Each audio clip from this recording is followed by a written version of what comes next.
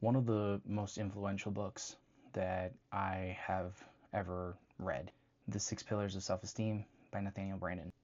Every time that I read that book, I usually get one or two things that just kind of hit different. Maybe it's something that has been a little bit more applicable to my life. And this time around, this idea that really stuck out was this idea that nobody is going to save you. When I say that, it it's not as if I'm expecting somebody to save me. It's almost as if like I'm always waiting for the right factors, the right situation, the right I don't know, just the right haircut, the right, when I feel better, when I feel energized, and it's mainly me relying on that. When these factors come together, then I can do that thing. But it has me realizing that if anything, I'm more attached to this like feeling of readiness and wanting to feel ready for something to happen that's kind of keeping me from actually moving forward in life. And it's almost as if that it's that readiness that is what I've been waiting for to save me. One of the things that I've been like noticing is that I rely heavily on inspiration. I get these huge bursts of really intense energy to like make something happen. I also tank just as quickly. In these bursts of inspiration and energy, I find myself for that short-lived moment of being the guy that I want to be.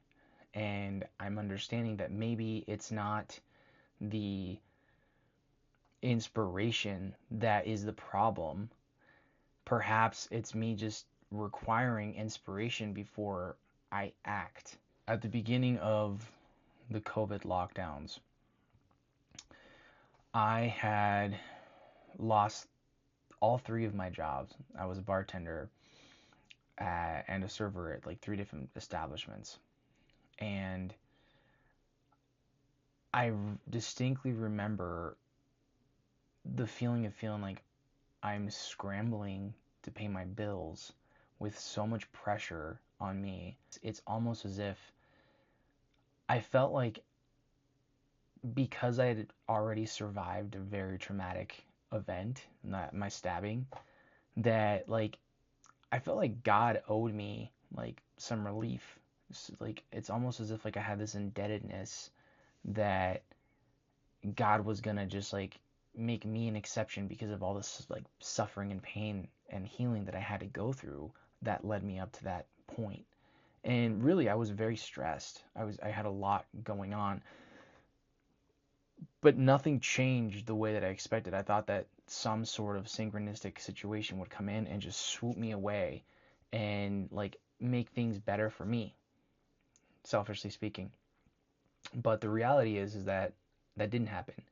And in turn, I just was left feeling incredibly bitter. And I had to question myself, even now. Was I putting responsibility somewhere outside of myself because I desperately wanted to be rescued? And it's been what, 6 years since that happened. And in time, I got myself out of that. But I find it really interesting as like time passes and you see people like thriving and actually doing things, right? And while they're doing that, I'm finding myself feeling extremely resentful, feeling very jealous, feeling like I'm being left behind. And I would say like what really pisses me off is not so much that other people are succeeding. It's that they are living proof that this subconscious kind of program that I have had, that I need all the right variables to come together for me so that I can actually start doing the thing, exists. And they're actually doing it. And so as of recently, I feel like maybe I have it backwards.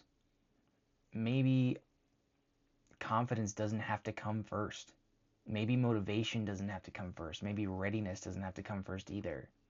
Maybe I have to act first and then those variables start to get put together. I don't think the goal is to become someone who's always feeling ready. I want to find out what happens when I stop requiring myself to feel ready before I actually move.